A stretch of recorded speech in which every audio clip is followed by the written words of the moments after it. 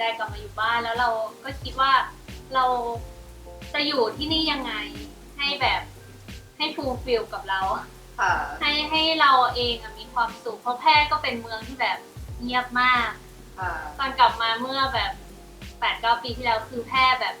เงียบบ้านใครบ้านมันคือมันไม่มีความสเตย์เลยใช่ไหมคะใช่แล้วด้วยความที่เหมือนเรามีเพื่อนเยอะเพื่อนก็จะอยากมาต่างจังหวัดรุ่นพี่บ้างอะไรบ้างมันก็เลยเหมือนแบบเราอยากทำให้คนที่เรารู้จักได้มานอนได้มานอนพักกับเรามากกว่า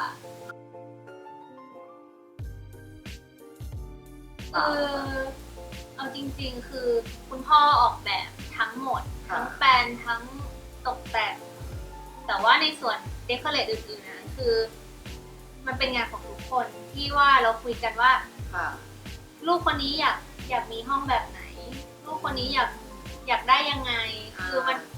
มันคือบ้านของพวกเราคนละหนึ่งแชร์คนละ1ไอเดียก็แบบช่วยกันออกแบบใช่ช่วยกันออกแบบแล้วก็หลังเนี้ยคือคุณพ่อคุมเองทำตั้งแต่คุมเองซื้อของเองแล้วก็วันที่เขาเรียกว่าอะไรลงเสาเอกคือเราก็ไปขนทรายลงเองต้องแต่ตั้งเสาใช่มันก็เลยเหมือนแบบเราช่วยกันตั้งแต่ออกแบบเลยมันก็เลยเหมือนแบบว่าเราก็เลยรู้สึกว่า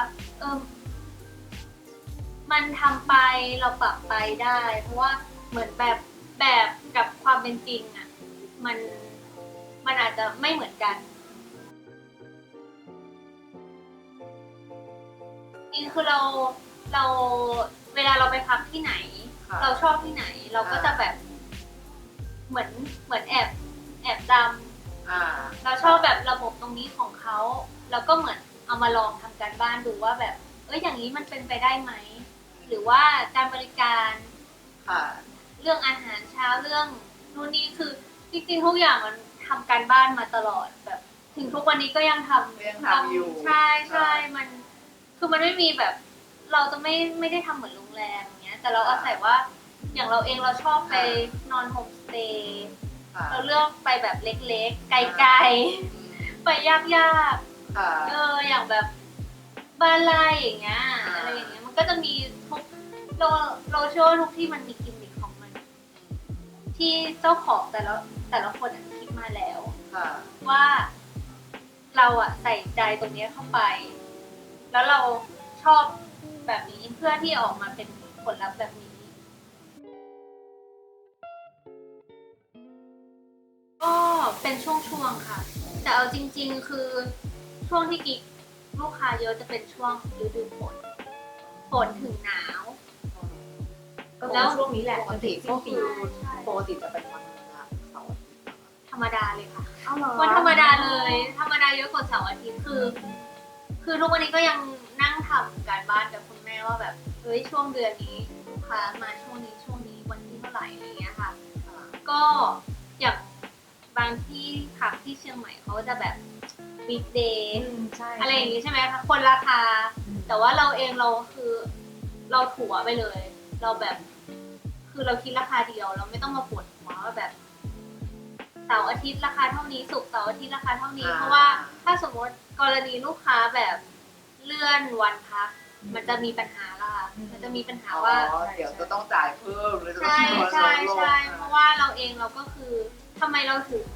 ต้องจองแบบจ่ายเต็มเพราะเราตัดปัญหาไปว่าเราไม่ต้องมานั่งจำว่าคนนี้มาจำ500 1,000 2,000อะไรอย่างเงี้ยค่ะได้จบไปเลยใช่แล้วคือห้องเรามีจำนวนน้อยเราก็เลยพยายามแบบเซตระบบของเราว่ากฎของเราว่ามีอะไรบ้างจากปัญหาที่เกิดขึ้น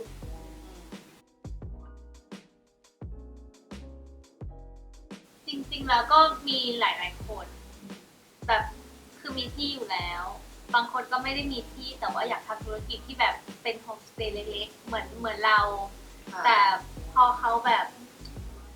ได้มาพักของเราแล้วได้พูดคุยกับคุณพ่อคุณแม่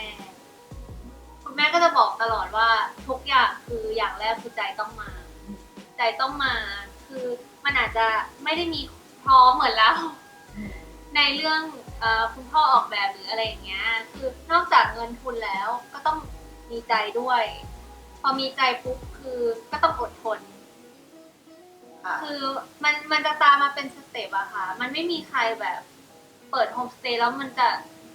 อยู่ได้คืนทุนได้ขนาดนั้นคือมันอาศัยแบบใจและความใจเย็นของเราว่าอ่ะเราตั้งใจจะทำแบบนี้บางคนทำไปแล้วมันไม่ได้ในแบบที่เราคาดหวังเนี้ยเราก็ต้องกลับมาทบทวนว่าแบบเราจะทำยังไงก็เป็นช่วยเป็นประโยชน์นะคะเพราะทุกวันนี้ก็คือแต่ว่ามันก็ต้องดูเงื่อนไขว่าแพลตฟอร์มแบบอย่างนั้นนะคะว่ามันคุ้มกับเราด้วยไหมหมายถึงว่าผลดีผลเสียยังไงอย่างแบบกิ๊กเคยเข้า Airbnb มาคือกิ๊กอะรับทางโทรศัพท์แล้วคือกิ๊กไม่ได้ดู Airbnb เลยแล้ววันมันชนกันแล้วลูกค้าตัดบัตรคือมันมีปัญหาเยอะใช่ใช่ใช่ใช่เพราะว่ามีเพื่อนกิ๊กอะที่คณะเขาก็ทำ Airbnb เหมือนกันเขาบอกลองสิระบบมันค่อนข้างที่จะโอเคกว่า Agoda อะไรอย่างเงี้ยค่ะก็เลยจะไม่ซิงกันใช่ใช่ใช่ก็เลยรู้สึกว่าพอเรามาเจอแบบเนี้ยลูกค้าจะไม่แฮปปี้แล้วเพราะว่าอ้าวฉันบุ๊กไปแล้วฉันตัดไปแล้วแต่ลูกค้าที่จองผ่านกิ๊กอะล่วงหน้าคือครึ่งปีอะค่ะส่วนใหญ่อะถ้าเป็นแบบปลายเดือนอย่างเงี้ยตั้งแต่วันที่หยุดยาวค่ะ5 ถึง 10อะไรอย่างเงี้ยคือเขาจะจองล่วงหน้าแบบอย่างต่ำนี่คือ3 เดือนเราก็เลยเหมือนแบบว่าต้องมาดูว่าไอ้ที่เขาว่าเมเนจให้เราเนี่ยมันได้ไหมมันจะลิงก์กับการทำงานของเราไหมแต่ว่าถ้าอย่างเป็นแบบระบบที่เป็นมีลูกน้องหรืออะไรเงี้ยเขาอาจจะโฟร์อย่างนั้นมากกว่าอย่างเงี้ยค่ะแต่อย่างที่กิ๊กเคยไปพักที่บ้านไร่อะค่ะเขาก็ทำเป็นโฮมสเตย์เหมือนกันบ้านไร่ที่อยู่ที่ไหนนะเชียงรายไม่ใต้เลยค่ะอยู่อะไรนะระนองซึ่งเป็นแบบเมืองเล็กเหมือนแพร่เป็นเล็กมากแล้วคือเป็นเมืองน้ำแร่เนาะใช่ไหมใช่ค่ะแล้วก็คือเหมือนกันอะคือลักษณะเมืองเหมือนกันการเดินทางถ้าไม่ได้เอารถมาเองก็ต้องจ้างเหมารถอะไรอย่างเงี้ยค่ะเป็นเหมือนกันพอกี้ได้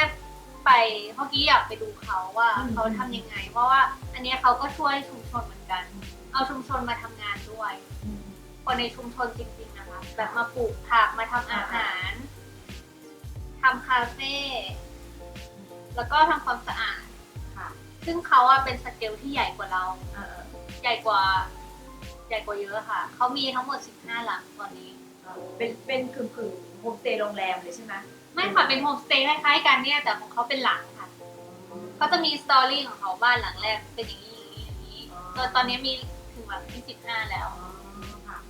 เพราะว่าเขาเหมือนมีที่สวนอยู่แล้วอะค่ะแล้วเขาก็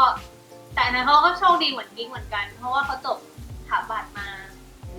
เขาก็เขียนแบบทุกอย่างเอง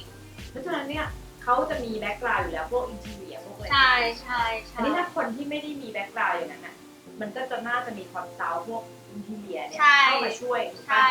เซอร์วิสพวกอินทีเรียใช่ใช่น่าจะเป็นพาร์ทเนอร์หนึ่งในแง่ของการใช่ค่ะแล้วก็เราจะต้องดูว่าชุมชนเรามีอะไรด้วยอะค่ะมันถึงจะ